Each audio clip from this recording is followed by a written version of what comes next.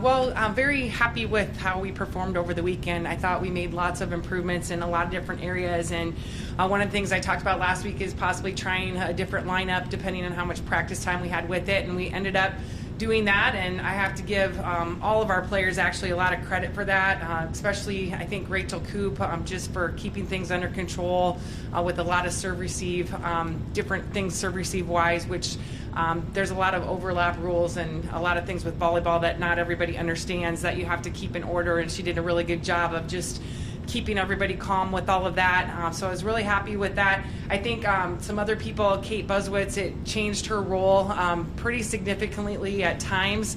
I think that's what we love most about the new lineup is there's a lot of different flexibility in there depending on some of the things that we're doing or not doing as a passing unit and as a defensive unit. So I think her role changed probably the most as far as hitting on the outside and hitting in the middle both.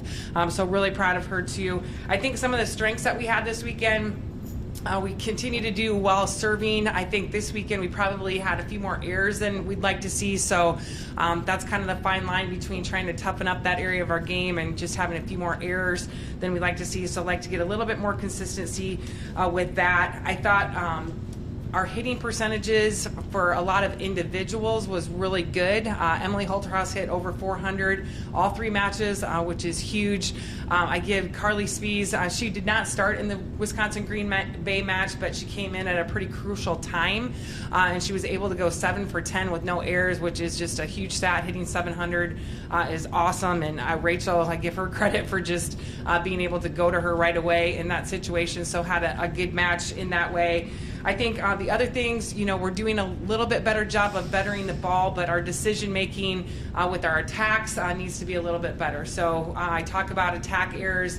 We'd like to keep it 4 to 5 a set. There's times where 7, 8, 10. We had, I think, one time 12. So really part of that is bettering the ball, but part of that is also the decisions that our kids are making as well. So would like to see that area to improve a little bit. Carly, again, led in kills this week.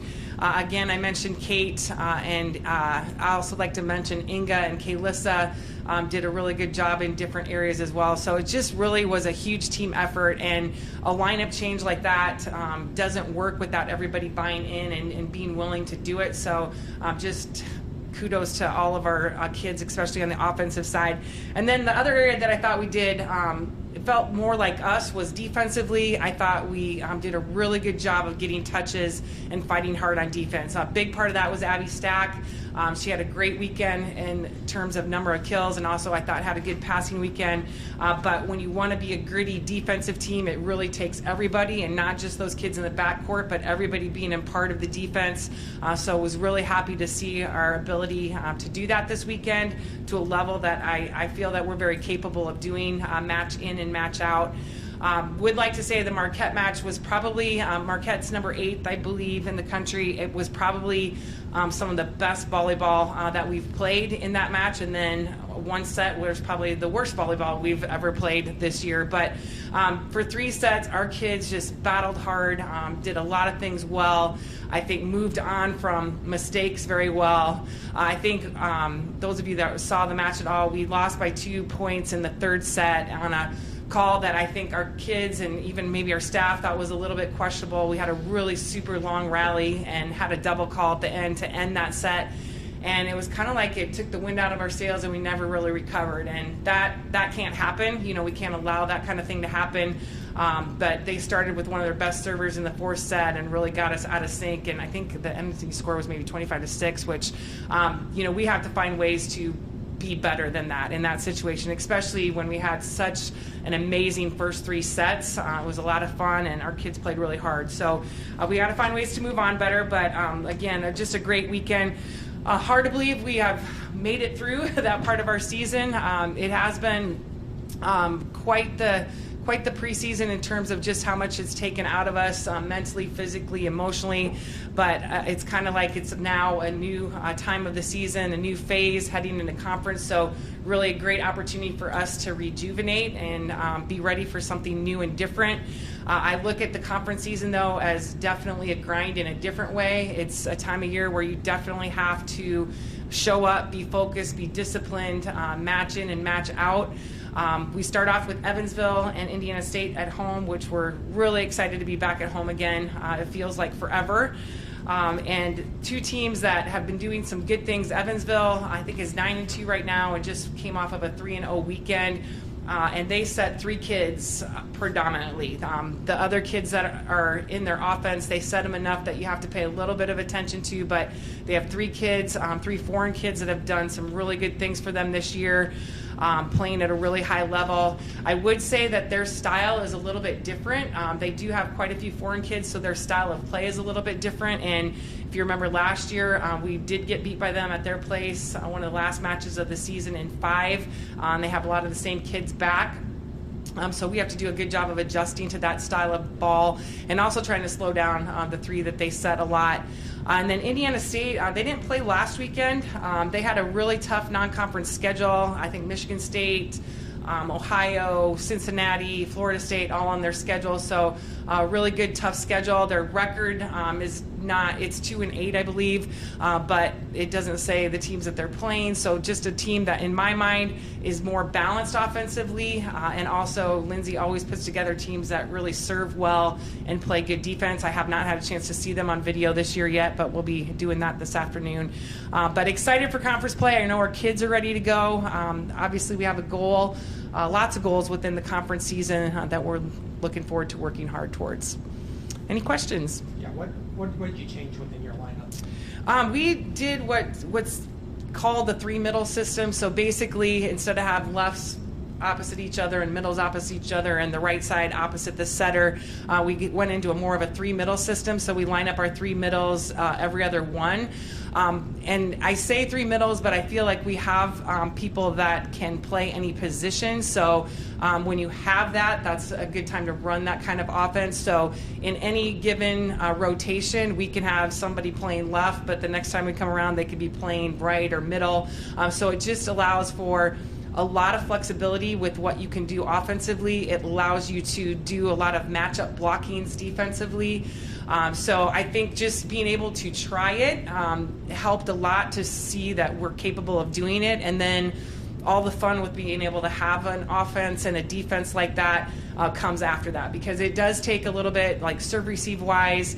For example, Kate is usually a middle for us. We moved her. She was playing left 2 of the rotations because we weren't passing extremely well against Marquette, and we felt we needed to get her the ball more, so we were able to move her around in different positions and different areas along the net. So it just it's a lot of fun, but you have to have the right personnel to do it. And I think that by the way we perform this weekend, I do think it's a definite possibility for us to continue with it. I do think, JJ, when she's healthy, needs to find a way to be a part of that, and how we do that, who knows. So, but we've had some really, I feel like this year we're a lot deeper than we've been in terms of people that can really come off the bench and have significant impact. I mean, they're coming off in situations where it's really tight.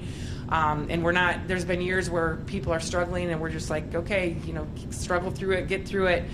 So like the flexibility with that as well because of that lineup. What kind of impacts, if any, do you see with the conference moving from a lot of 7 p.m. local times to now this 6 p.m. Friday, 5 p.m. Saturday schedule? Yeah, I'm the only one that voted not for that of our conference schools. That was definitely initiated by the coaches meeting, and there's been some people that have come in from other conferences that felt like that was a really good way to do it. And I guess the positives are, you get to the places earlier, you get to get home earlier, so there's some student athlete welfare things that I think it's a real benefit. I just hope that our crowd is still willing to come out at 6 o'clock on a Friday and 5 o'clock on a Saturday. I know there's challenges with that in the state of Iowa just because of all the things that are going on the weekends and those days, but hopefully we get enough people that are able to and can still come out. So I think it's definitely a trial and error this year and see how it works. How big is this week for practice, knowing that you have all this time until Friday, whereas next week the schedule's a little more condensed and crazy? Yeah, it's huge. However, I think today is still up in question. As coaches, we're ready to go. We have a full practice plan ahead, and then, we hear from our trainer some different things that, maybe it's not a full practice day that we had in mind. We have to, even though we do have less matches at the end of this week, we do have to think about what our kids have been through up until this point. So, but we definitely will have 2 full days and probably a couple half days of practice in there, and just really looking forward to diving into this lineup and being able to practice it a little bit better and practice it a little bit different. And then we also have not done a lot of individual training. I can't remember, the preseason was probably the last time we actually worked on specific hitter-setter training and specific blocking training. So we'll get some opportunities to do some of those kinds of things to fine-tune those areas as well. After playing this tough non-conference schedule, where do you think your team is at mentally and physically going into the conference? I think we're definitely tired in some ways, but I think we're also extremely motivated. We've had a lot of conversations. I think the one thing, you learn a lot about yourself through this process, and I think you learn more about yourself when you're not coming out on the win side of things. I think you dig a little bit deeper into some things, and sometimes maybe even too deep, in my opinion. You try to find reasons for everything that's happening, and but I think that we're at a really healthy point, especially I would say because we played really well in some of our best volleyball this weekend. I think that helped because I think our kids can see the growth that we've made throughout this long process, and have been challenged in a lot of different ways by a lot of different types of teams. So I think they feel confident going into the conference because it will be the same way. We're going to see a lot of different teams and a lot of different types of volleyball. So I feel they've gotten a lot of confidence in their ability to adjust to those kinds of things, and have seen the ability to work through some of that without a lot of practice. I would put that in there. I think, I hope they're excited to be on the practice court and get to work on some of the things that we talk about day in and day out. How would you assess the conference as a whole now that non-conference play is kind of concluded and you're into the league portion of the schedule? Where are teams kind of sitting there, and who do you look at as the toughest challenges?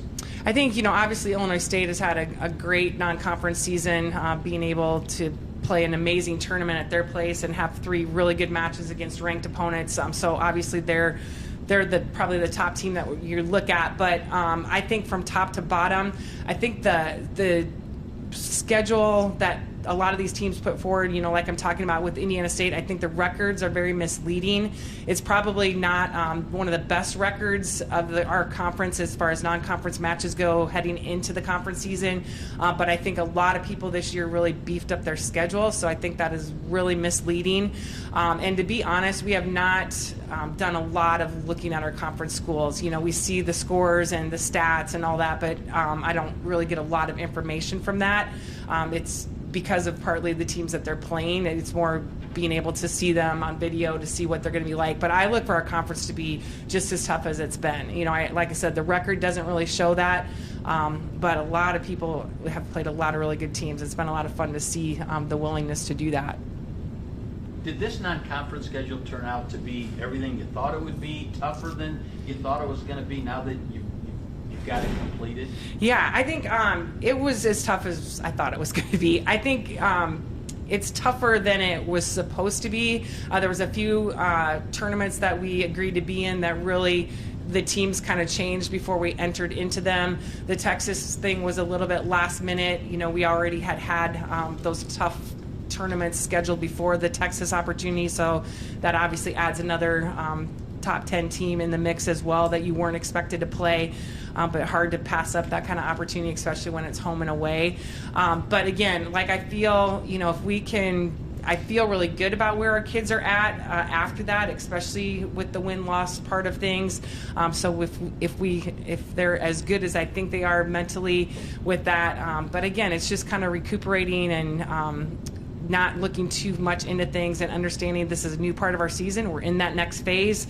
There's a lot of mission we have with the conference season heading forward.